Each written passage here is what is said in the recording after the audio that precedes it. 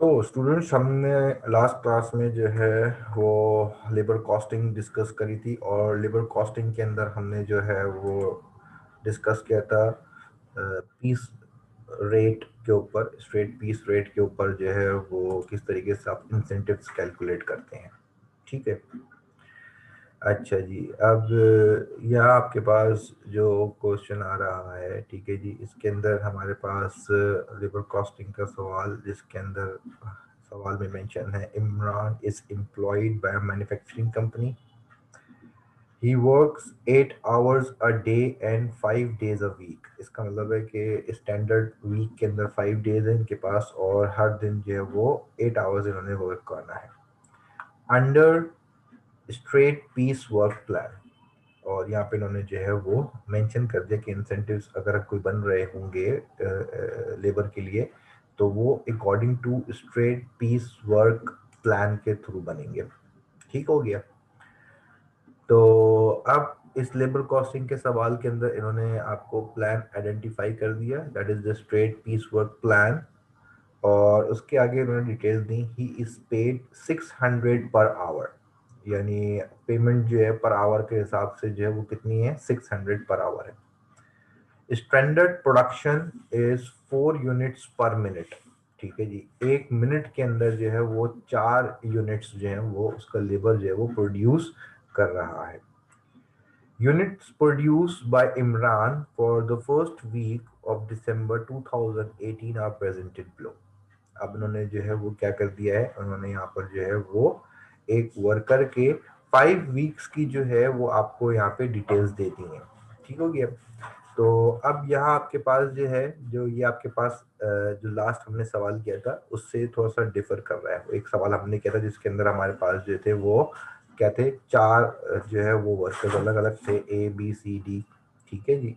और यहाँ पे एक वर्कर की बात हो रही है, बट उसके वर्किंग जो डेज हैं वो यहाँ पे उन्होंने मेंशन कर दिए हैं। ठीक है, ताकि सवाल अगर वैसे आ जाए, वर्कर के हिसाब से आ जाए, तो आप वो भी देख सकते हैं, और अगर एक वर्कर की डेज आ जाए तो आप उसको भी सॉल्व कर सकते हैं। उसको सॉल्व करने में कोई चेंजेस नहीं है।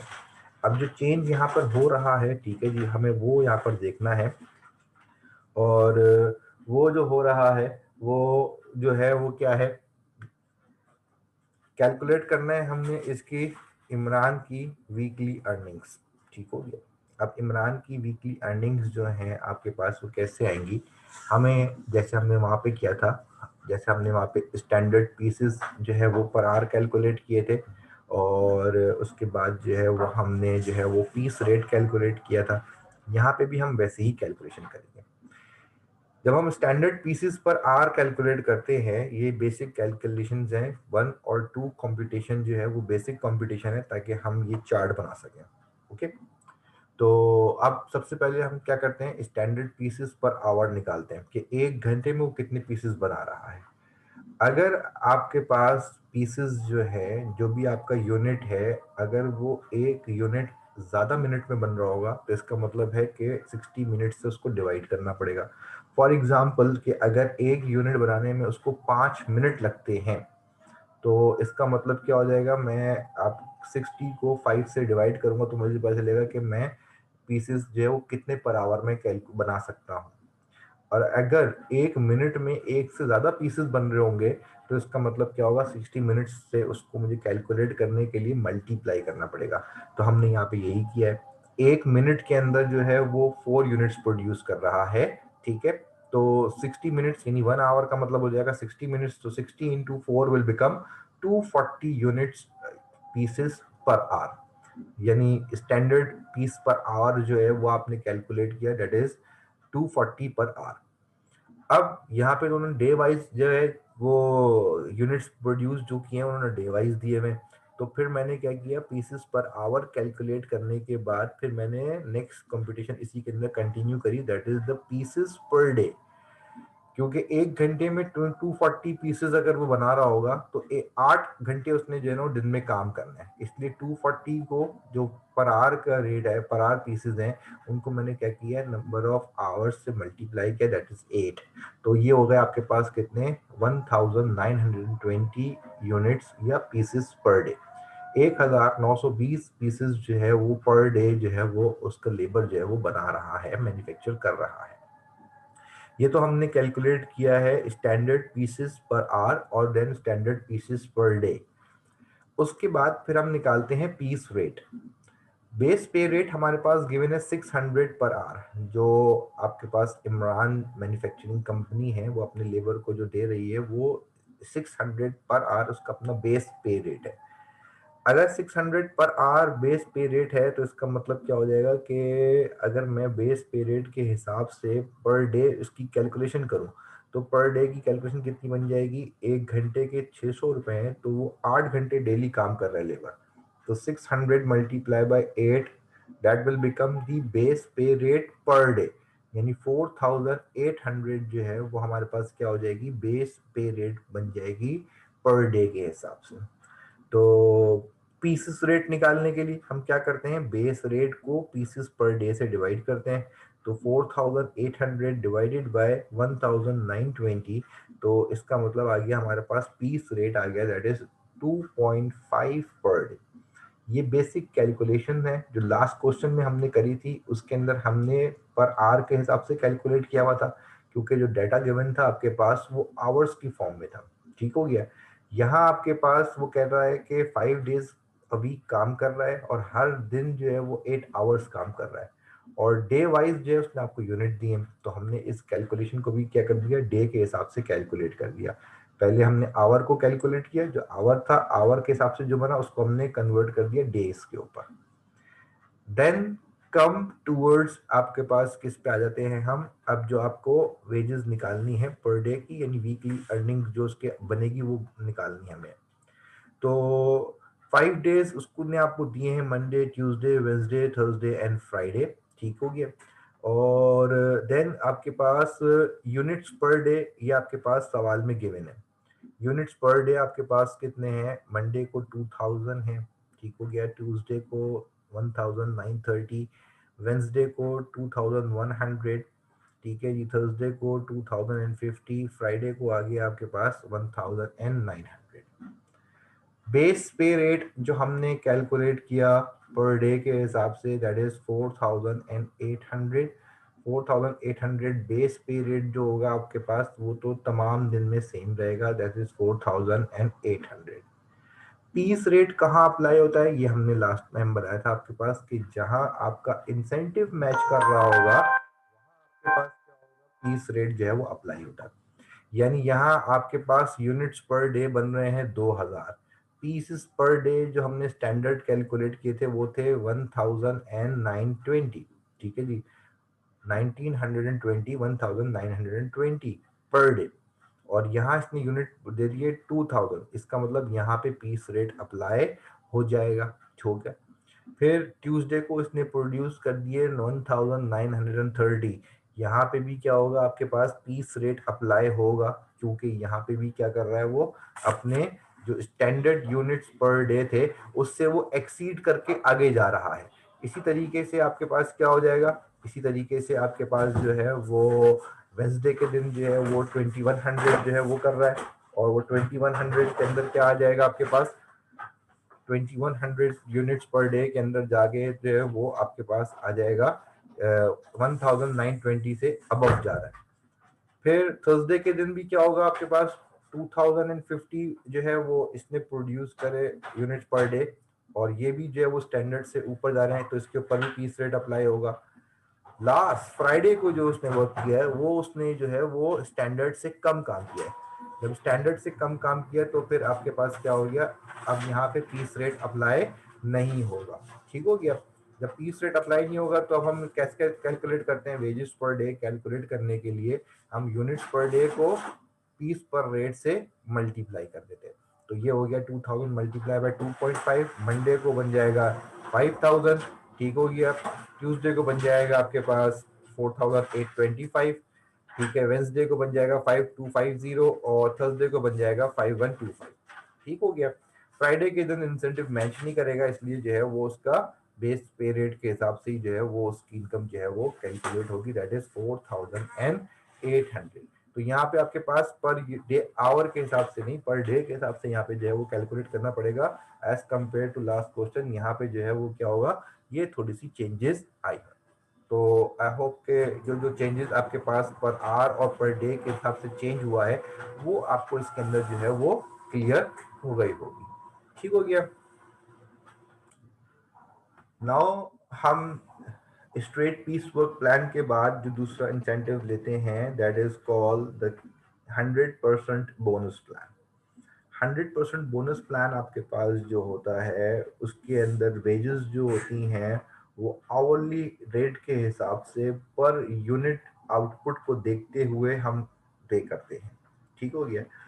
यानी इसका मतलब है कि यहाँ हम जो है जब हम इंसेंटिव्स कैलकुलेट करते हैं तो हम इंसेंटिव्स में देखते हैं कि किस एम्प्लॉय ने जो काम किया है वो एक्चुअल आवर्स से ज़्यादा काम कर दिया ऐसे समझ लें, या एक्चुअल आवर्स से एफिशिएंसी के अंदर उसने जो है वो ज़्यादा आवर्स को कवर करते हुए काम कर लिया।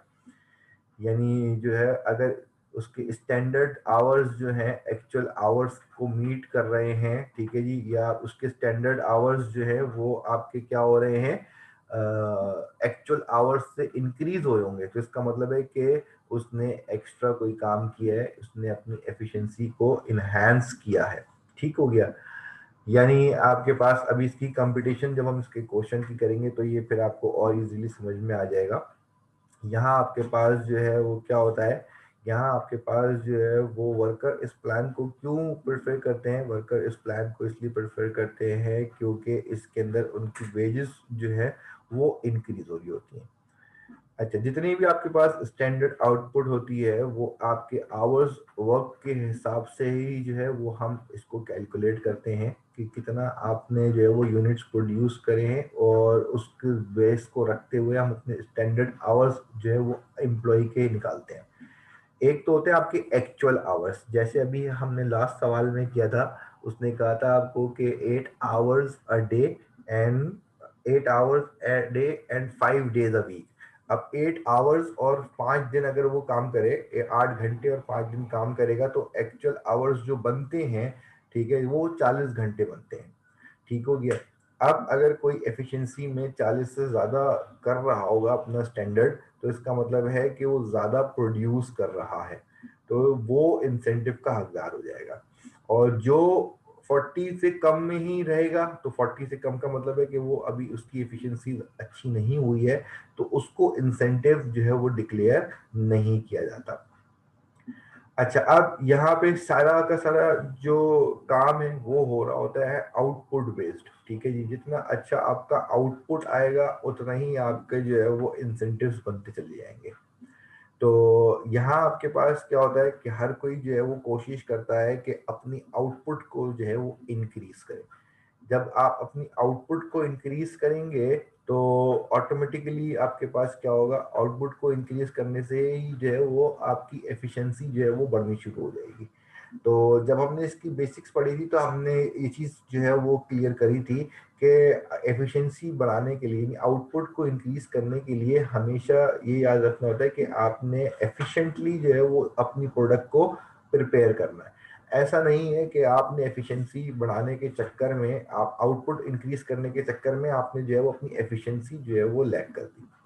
यानी इसका मतलब क्या हो गया आपके पास, इसका मतलब ये हो गया कि आपने जो है ना वो मिसाल के तौर पे कि नॉर्मल जो स्टैंडर्ड था वो आपके पास जो है वो 50 यूनिट्स आपको जो है वो प्रोड्यूस करने थे एक दिन में, और आपने अपनी जो है वो आउटपुट को इंक्रीज करने के लिए 50 के बजाय जो है ना आपने 60 यूनिट्स प्रोड्यूस करे।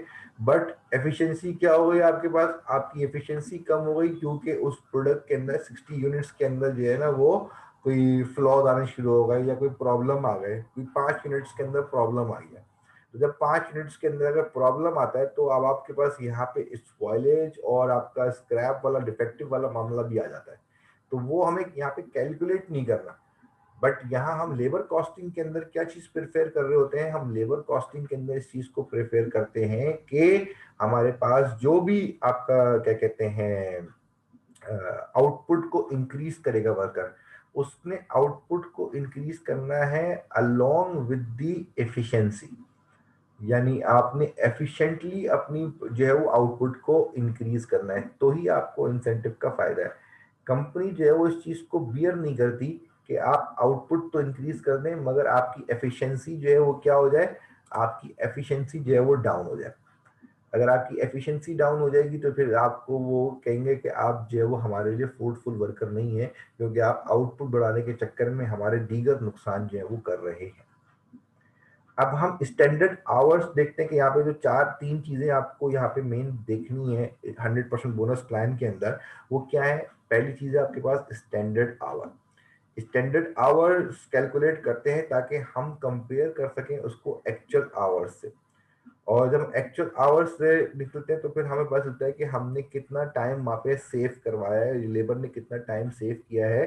ठीक है जी, हम इसको हम आइडेंटिफाई कर सकते हैं।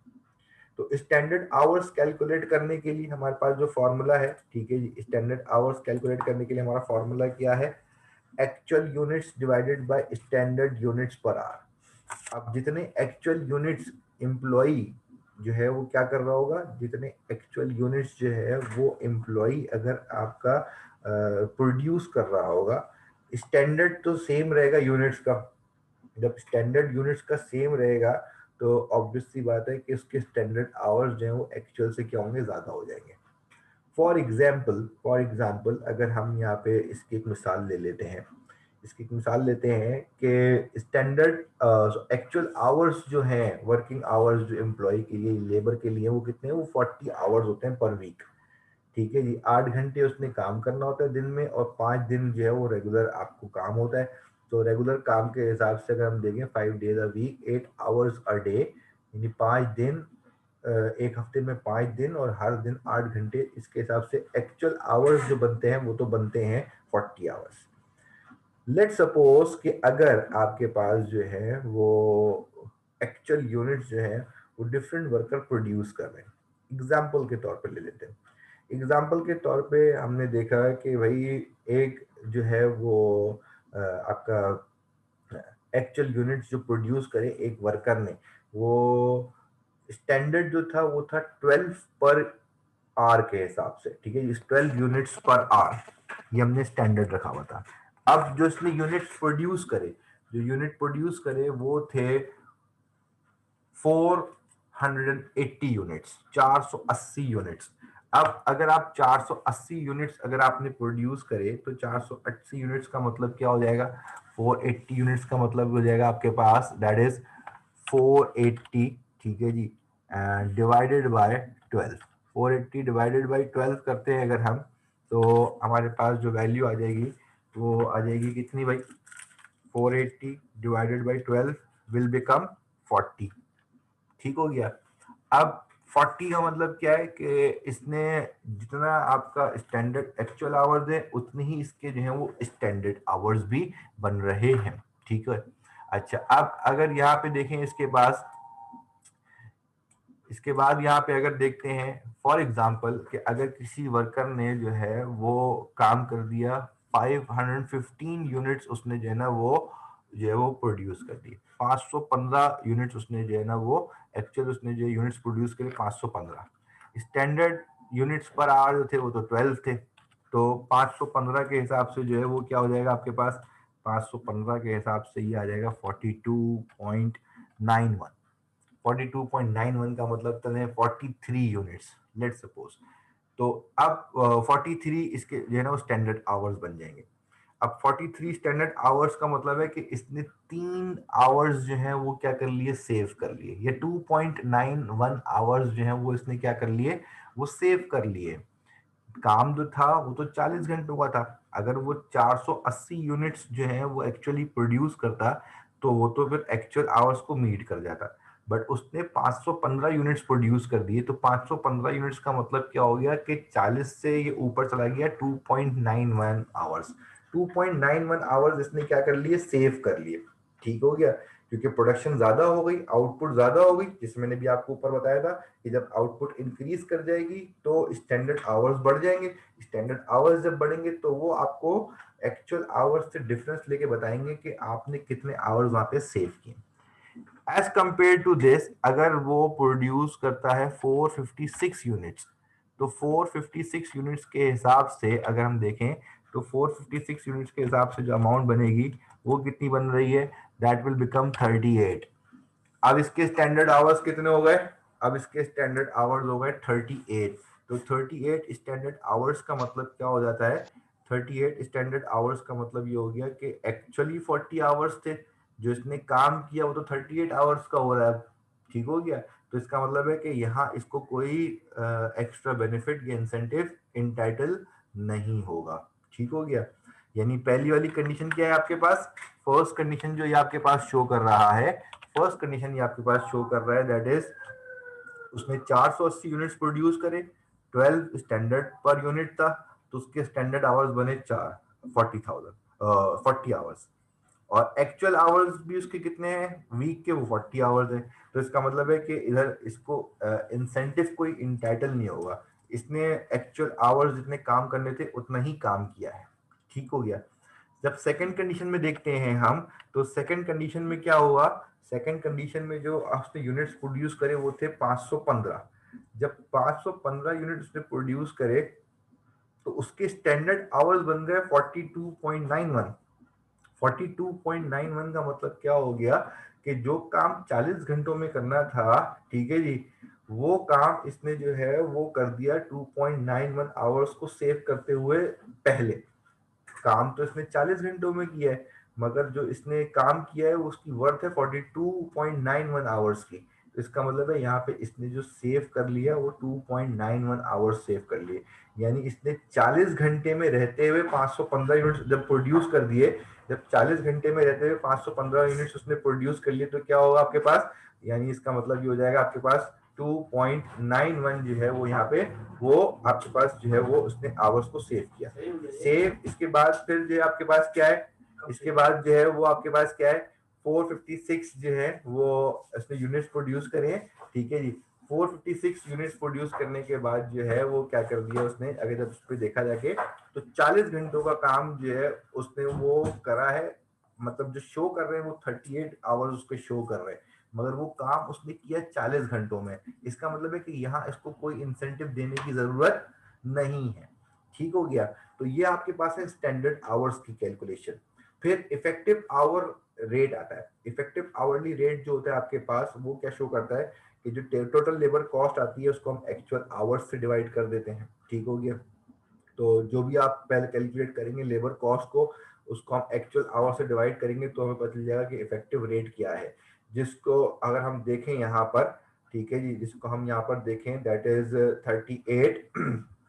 जो हम 38 यहाँ पे देखें तो यहाँ पे आपके पास जो है वो 38 के हिसाब से अगर देखा जाएगा तो उसका इफेक्टिव आवरली रेट ज्यादा होगा, ठीक है। और जब हम 42.91 वाले का इफेक्टिव रेट देखेंगे तो उसका इफेक्टिव रेट जो है वो कम होगा, क्योंकि 42.91 आवर्स जिसने काम किया स्टैंडर्ड उसके यूनिट ज्यादा है तो उसका इफेक्टिव आवरली रेट कम हो जाएगा, ठीक है जी। और जिसके जो है वो यूनिट्स कम है और उसका इफेक्टिव आवरली रेट जो है वो ज्यादा हो जाएगा। यही चीज जो है वो आपकी डेवलप करती है लेबर कॉस्ट पर यूनिट के अंदर।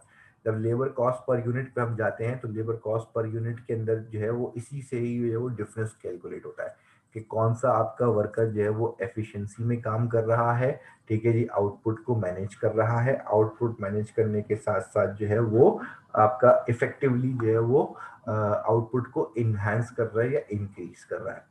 तो this is all about the 100% bonus plan, ठीक है जी, जिसके अंदर सारा सारा काम जो है वो एक्चुअल आवर्स और स्टैंडर्ड आवर्स के दरमियान होता है, जिससे हमें पता चलता है कि हमें किस वर्कर को इंसेंटिव इंटाइटल करना है और किस वर्कर को इंसेंटिव इंटाइटल नहीं करना है, ठीक है। तो आई होप कि ये चीज जो है वो आपको समझ में आ गई होगी, ठीक है जी। इसका क्वेश्चन जो है वो इंशाल्लाह हम कमिंग सेशन के अंदर जो है वो करेंगे, ठीक है।